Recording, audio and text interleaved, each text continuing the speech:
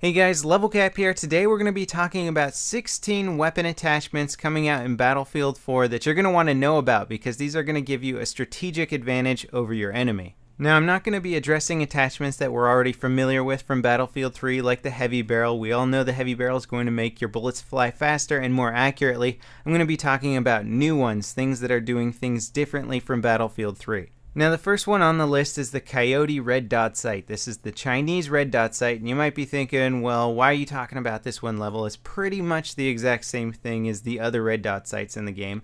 And for the most part, you're right, except that the Coyote Red Dot Sight has a red dot in the center instead of, say, the Cobra Sight, which has the 3 prongs. But it also seems to take up the least amount of the screen, so you're going to have the best viewable area on your screen and a singular dot in the center, which I think is easier to aim with than the 3-prong system that the Cobra Sight offers. So in my mind, I think this is going to be the go-to sight for most gamers looking to have the best sight available. The next weapon attachment is the Tactical Light. Now, this is not the same thing as the flashlight. There are in fact 2 different weapon attachments. One is called the flashlight, one is called the Tactical Light. Now, the Tactical Light only turns on while you're aiming down sights. This is a great addition to the game. It's something that I actually was sort of theorizing on and wanting in the game because it's something that is very necessary for running across open areas. You don't want your tactical light on giving away your position, but when you get into the action and you're ready to take out your opponents and potentially blind them while coming around to corners, you can do that easily by simply aiming down the sights without having to set up something weird with your mouse that toggles the flashlight on or off when you're aiming.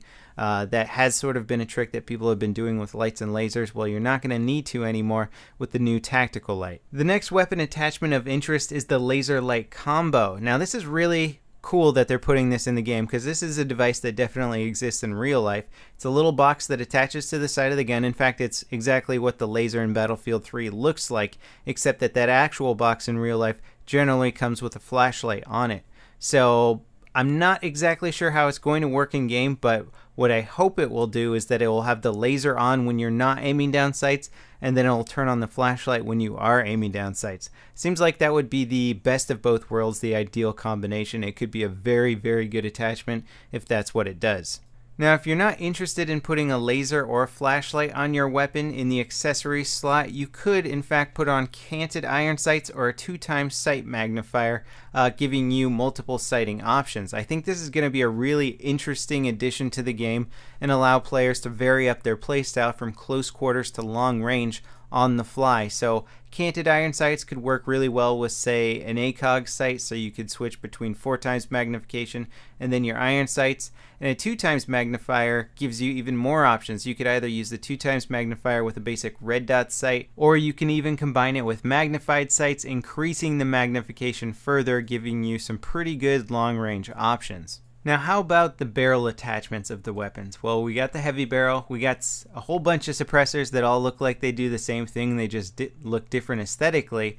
But the new flash hider, which visually looks exactly the same as the old flash hider, this time doesn't give you any sort of penalties for equipping it. Now, you might be thinking, well, this isn't really a big deal. I beg to differ. I think it actually is going to be a really big deal and a very important attachment for people using light machine guns. Now, getting rid of that muzzle flash is not only really important for trying to conceal your location because it's very easy to spot a big flame burst across the map, but also when you're aiming down sights with a machine gun, that muzzle flash can really obstruct your field of view and make it hard for you to track targets. Something that I really had an issue with LMGs in Battlefield 3. So having a flash hider, I think, that doesn't have any sort of aiming down sights or hip firing penalty now, it's going to be a really nice option. Let's talk about some of the new underbarrel attachments that are actually going to change up the game quite a bit. In Battlefield 3, we had the foregrip. It kind of reduced your side-to-side recoil a bit, but gave you an aiming down sights penalty. And it was sort of this weird trade-off. People weren't sure whether you should use it or whether you should not use it. There's tons of studies into like, oh, the foregrip's better for this gun, but not this gun. Well, in Battlefield 4, we now have 6 different grips to choose from. Effectively, there's only 3 different types of grips. Each option, though, has 2 aesthetic choices. The first ones are the angled foregrip and the folding foregrip. These should be really excellent choices for people using DMRs or burst fire weapons because they're going to reduce your initial recoil. You know how the first bullets coming out of your gun have much higher kickback than the follow-up shots? Well, this angled and folding foregrip are going to reduce that initial recoil by about 50%. So DMRs are going to be a lot easier to keep on target for that single firing, and then burst firing, you're not going to have to deal with such a kickback in between every single burst.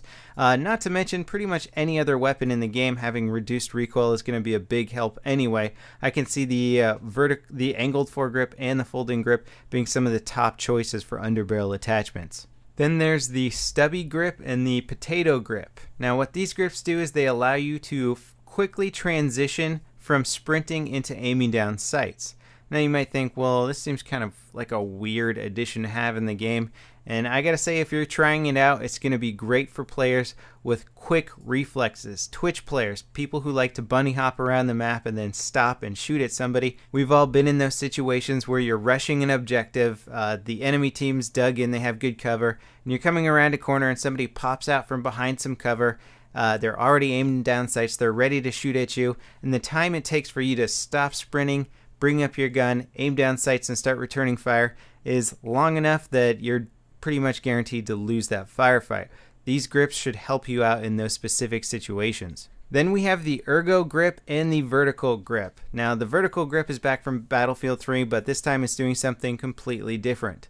What these grips do is they allow you to have better accuracy while you're moving around, both while aiming down sights or firing from the hip. Your accuracy bloom, your accuracy spread is reduced by 50%. This is a huge benefit, and it's going to work incredibly well on weapons with good hip fire that you're going to be running and gunning with. If you use it in combination with a laser sight, it's going to be even better, and I can already imagine some combinations in my head. Think of any of the Engineer PDWs or bullpup weapons using vertical grips and a laser sight. They're going to be absolute death machines when shooting from the hip. Now the next weapon attachments I want to talk about are all recon specific, and they all kind of work together. They're all related. The first one is the Hunter 20 times sight. This is a very high times magnification sight. The highest one we had in Battlefield 3 was only 12 times. This leads me to believe that there's going to be some even longer range engagements. And then on top of that, we're getting the ballistic 40 times sight. I cannot believe we're actually getting a 40 times sight in this game. It's kind of like having a telescope on your gun. Then you also have a 14 times variable zoom, which can be used with any high-powered sight. And this just gives you a lot of options. Say you have a 40 times crazy long range ballistic sight, and you just don't need that kind of magnification because you see some guy who's only 100 feet away from you and you don't want his head the size of your entire screen when you aim down sights. Well, the variable zoom sight will allow you to reduce it to a 14 times zoom sight, so it just gives you more options. Now the coolest accessory that I think people are going to really have fun with using with these high powered sights is going to be the rangefinder. So having a 40 times ballistic sight with a rangefinder is going to be really, really useful. If you're sniping somebody from like a mile away, you're going to want that rangefinder to really zero in your sight at the proper distance. Otherwise, getting those headshots or even hitting anybody in general is going to be incredibly hard. I think using the combination of rangefinder and 40 times sight is going to allow snipers to actually hit their targets much more frequently compared to Battlefield 3 from those extreme distances. We're getting a lot more options for how to customize our weapons in Battlefield 4 compared to Battlefield 3. I think all these attachments are really well thought out. It's going to be a lot of fun customizing your gun now with accessories, lots of new optics, lots of new underbarrel stuff. It's just going to give you so many options for really tweaking your gun to either do one specific thing really well or maybe a whole variety of things decently. Looking forward to it a lot. I hope you guys enjoyed this video, and I'll see you next time. This is Level Cap, signing off.